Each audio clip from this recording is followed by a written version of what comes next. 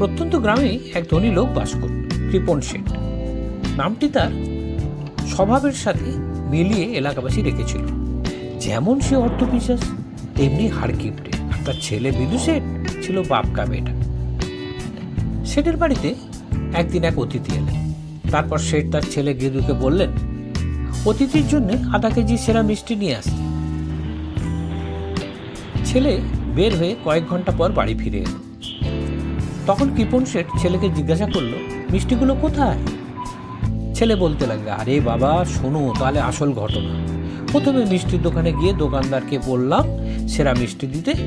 তখন দোকানদার বলল, সবুর করো, আমি তোমাকে এমন মিষ্টি দেবো ঠিক মাখনের মতো।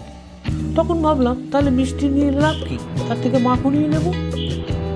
তারপর আমি মাখন কিনতে দোকানে গেলাম এবং দোকানদারকে বললাম সেরা মাখন দিতে।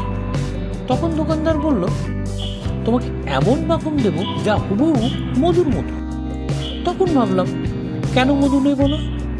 তারপর আমি মধু কিনতে মধু বিক্রেতার কাছে গেলাম এবং তাকে সবচেয়ে ভালো মধু দিতে বলল।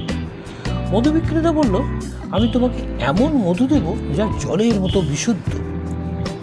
তো বাবা, তখন ভাবলাম বাসায় জল তো আছে, ভাবনা কি, তাই তো খালি হাতে বাড়ি এলাম।